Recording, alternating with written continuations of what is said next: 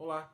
Neste vídeo nós vamos dar continuidade ao estudo da teoria do ordenamento jurídico e nós vamos estudar aquilo que é chamado de construção escalonada da ordem jurídica ou construção escalonada do ordenamento jurídico. Como nós já vimos no vídeo que organizou esta playlist aqui, o estudo da chamada construção escalonada da ordem jurídica vai nos dizer que o direito é um sistema hierárquico de normas. A palavra-chave, então, para compreender esse assunto é a hierarquia. E indo direto ao ponto, a construção escalonada da ordem jurídica nos diz que as normas de hierarquia inferior retiram o seu fundamento de validade das normas de hierarquia superior, ou, fazendo o percurso em sentido contrário, uma norma superior, uma norma de hierarquia superior, serve de fundamento de validade para uma norma inferior. E essa então é a descrição da pirâmide normativa do Kelsen, tá? Mas vamos começar a entender esse assunto. Primeiro, nós temos a Constituição. Essa é a norma jurídica de hierarquia superior. Abaixo da Constituição, nós temos uma categoria que o STF reconheceu recentemente aqui no Brasil, que são as chamadas normas supralegais. Esses são os tratados internacionais de direitos humanos que não foram aprovados aqui no Brasil com o rito das emendas constitucionais. Eu não vou entrar nesse assunto aqui porque eu acabei de postar um vídeo sobre isso, mas de forma bem simples, primeiro você tem a Constituição, aí depois você vai ter as normas supralegais, essas normas de direitos humanos, e abaixo disso, então, é que vem a legislação infraconstitucional. E como eu já mencionei, então, abaixo da Constituição e abaixo das normas supralegais, nós temos aquilo que chamamos de legislação infraconstitucional. Perceba como esse nome, legislação infraconstitucional, já nos dá uma clara ideia de construção escalonada, porque essas normas estão abaixo da Constituição. E existem muitos tipos de espécies normativas que compõem aí o que nós chamamos de legislação infraconstitucional.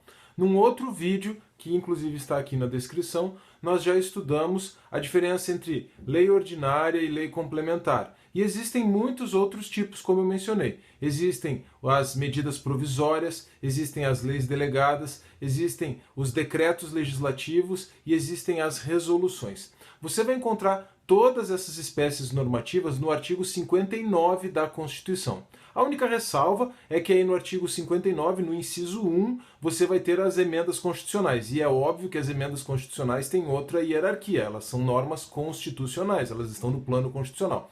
Mas todas essas demais normas previstas aí no artigo 59 da Constituição, o importante a respeito delas é você notar que elas estão todas no mesmo patamar hierárquico, que é o da legislação infraconstitucional. Prosseguindo, abaixo da legislação infraconstitucional, você vai encontrar os chamados regulamentos administrativos. São atos normativos expedidos pelo Poder Executivo. E como o próprio nome regulamento já diz, eles existem para regulamentar a lei. E quando o assunto são os regulamentos administrativos, nós também percebemos uma mini construção escalonada. Aqui também existem normas de hierarquia superior e normas de hierarquia inferior, dentro daquilo que nós chamamos de regulamentos administrativos.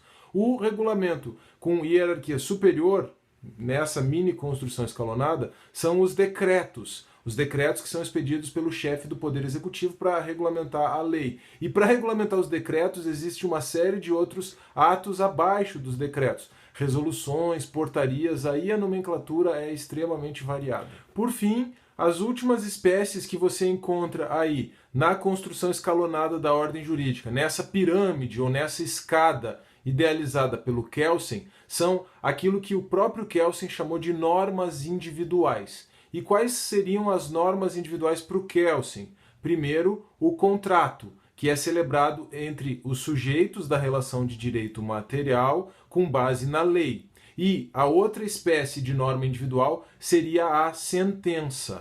Mas aqui nós precisamos entender bem o que o Kelsen quis dizer quando disse que o contrato e a sentença são normas individuais. Eles são normas individuais no sentido de ser tão vinculantes, tão obrigatórios para as partes do processo, no caso da sentença, ou para os sujeitos da relação de direito material, no caso do contrato, quanto a lei é para todas as pessoas. Ou seja, essas normas individuais foram chamadas assim pelo Kelsen porque são obrigatórias e não porque tenham o requisito de generalidade e de abstração. Eles não têm esses requisitos. O contrato e a sentença não são gerais nem abstratos. A respeito desses requisitos da lei em sentido material, generalidade e abstração, nós também já temos um vídeo aqui no canal, vou deixar o link também aqui na descrição. Então, na verdade, seguindo essa ideia de construção escalonada e de retirar o fundamento de validade da norma de hierarquia superior,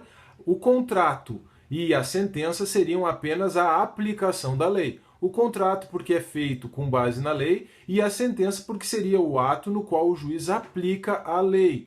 Perceba como isso tem tudo a ver com as ideias do Montesquieu, que é anterior ao Kelsen, que dizia que o juiz é a boca da lei, e também com a ideia do Chiovenda a respeito da jurisdição. Jurisdição como atuação da vontade concreta da lei. A função do juiz seria aplicar a lei. Sobre isso a gente também já tem estudado aqui no canal. Certo, mas as normas individuais seguem essa lógica então do Kelsen e nós também já vimos que essa ideia do Chiovenda de que o Poder Judiciário só aplica a lei também já está superada. Aqui, então, eu faço menção ao neoconstitucionalismo e aos vídeos que dizem respeito a esse tema, que eu também vou deixar aqui na descrição. E se nós pensarmos a partir do neoconstitucionalismo e a partir especialmente da ideologia dinâmica da interpretação, nós vamos perceber que os precedentes do Supremo Tribunal Federal e do Superior Tribunal de Justiça, os primeiros, os precedentes do STF, interpretando a Constituição, e os segundos, os precedentes do STJ, interpretando a lei, também têm um papel importante nessa nossa construção escalonada. Eles vão reconstruir o direito, esse direito que tem essa construção escalonada, ele vai ser reconstruído pelos precedentes desses tribunais. Bom, e perceba que, embora a construção escalonada seja um fruto típico do positivismo jurídico e do pensamento do Kelsen, ainda assim, essas ideias permanecem atuais, mesmo diante do Estado constitucional e mesmo diante do neoconstitucionalismo.